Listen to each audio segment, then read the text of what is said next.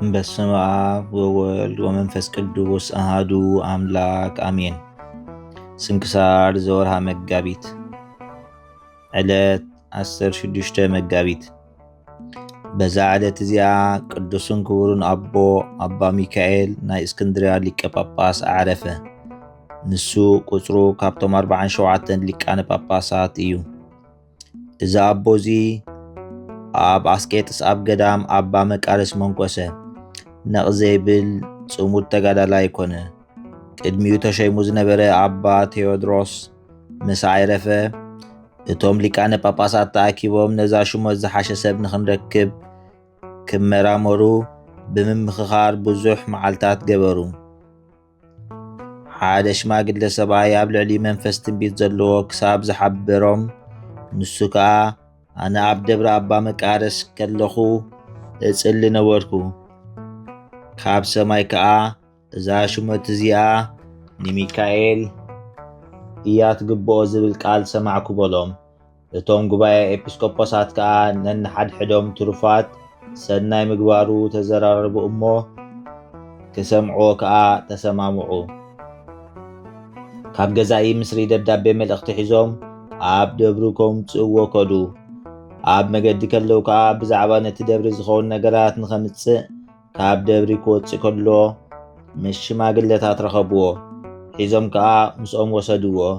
ብዕለት 17 መስከረም ከዓ ሊቃነ ጳጳሳት ሸምዎ። እዚ ከዓ ካብ ዲዮቅሊጣኖስ ኣብ መበል 64 ዓመቱ እዩ። እቲ በዓል ከዓ በዓል ክቡር መስቀል ነበረ። ብዘበን አልሲድ ወዲ ሓሚድ እዩ። ብዘበኑ ከዓ መርዋን አልጋዲን ነገሰ። ሰብ ሃገር እስክንድርያ ብዘይካ ቁሩብ ዝናብ ከይዘነበም ነዊሕ ዓመታት ገበሩ። በዚ እዚ ቅዱስ አቦ ዝተሸመላ መዓልቲ ግና ብዙሕ ዝናብ ዘነበ። ኣብ ካልኣይ ኣብ ሳልሳይ ዓመቱ እውን ከምኡ ዘነመ። ብዘበን እዚ ኣቦ እዚ ኣብ ልዕሊ ክርስቲያን ብዙሕ ሽግር በፅሖም። ኣብ ሃገረ ግብፂ ብዙሓት ምእመናን ሃዲሞም እዮም። ንክርስቶስ ምስጋና ይኹን። ዝኸሓድዎ ከዓ ቁፅሮም 24,000 ሰባት ኮኑ። ብዛዕባ እዚ ኣቦ ኣብ ዓብይ ሓዘን ኮነ። ብዘመኑ ኣብ ልዕሊ መለካውያን ቆዝሞስ ሊቀ ጳጳሳት ተሸመ። ምዝ ኣቦ አባ ሚካኤል ከዓ ብዛዕባ ተዋህዶ ጠባያቱን ክርስቶስ ምስጋና ንዑ ይኹን ተዘራረበ። ቆዝሞስ ከዓ ከምቲ አባ ሚካኤል ዝበሎ ኣመነ። ብኢዱ ከዓ ከምዚ ኢሉ ፀሓፈ። ክርስቶስ ምስጋና ንዑ ይኹን። ድሕሪ ውህድናኡ ናይ መለኮትነትን ናይ ትስብእትን ሓንቲ ባህሪ ጥራይ እያ ዘላቶ። ከምቲ ቄርሎስ ሊቀ ጳጳስ ዝበሎ በለ። ኤጲስቆጶሳት ድማ ከምዚ እናበሉ ፀሓፉ። ንክርስቶስ ብዛዕባ ተዋህድነቱ ክልተ ባህርያት ክገብርዎ፣ ፍሉያት ክልተ ገጻት ክገብርዎ ኣይግባእን በሉ። ፍጹም ሓደ ባህሪ ክገብርዎ ተሰማምዑ። ቆዝሞስ ከዓ ኣብ ሃገረ ምስሪ ኣብ ትሕቲ አባ ሚካኤል ኤጲስቆጶስ ኮይኑ ከገልግል ደለየ። በዚ ምኽሪ እዚ ከዓ ኩሎም ተሰማምዑ። አንስጣስዮስ ዝስሙ ሓደ መለኻዊ ካብ ሃገረ እስክንድርያ ግና ነዚ ምኽሮም ኣቃልዖ። ንሱ ኤጲስቆጶስ ክሸምዎ ደልዩ ነበረ፣ ግናኸ ኣይሸምዎን። ነዚ ኣቦ አባ ሚካኤል ከዓ ካብ ዓመፅቲ ነገሥታትን ብዙሕ ሽግር በፅሖ። ዓብይ ኩነኔ ኮነንዎ፣ ቀፅዕዎ። ብሰንሰለት ገይሮም ከዓ ንብዙሕ ዓመታት ኣሰርዎ። ርእሱ ንኽቁረፅ ከዓ ናብ ገዛኢ ኣቕረብዎ። እግዚኣብሔር ከዓ ምእንቲ ሓለዋ ህዝቡ ኣድሓኖ። ንመዋርን ኢልጋዲ ብዘበነ መንግስቱ ዓብይ ኩነኔ ተኾነነ። ንወዲ ሙሴ ገብረ ንጉስ ኣብ ምሕደርኡ ነዚ ኣቦ ኣሰሮ። ካብኡ ገንዘብ ስለ ዝደለየ እዩ። ካብኡ ተዋሒሶም ኣውፅዎ። ድሕሪዚ ንገዛኢ ዝኸፍሎ ብዙሕ ገንዘብ ንምእካብ ናብ ላዕላይ ግብፂ ምጽዋት ክልምን ከደ። ኣብ ላዕላይ ግብፂ ምስ በጽሐ ኣብኡ ብዙሕ ተኣምራት ገበረ። ንክርስቶስ ምስጋና ይኹን።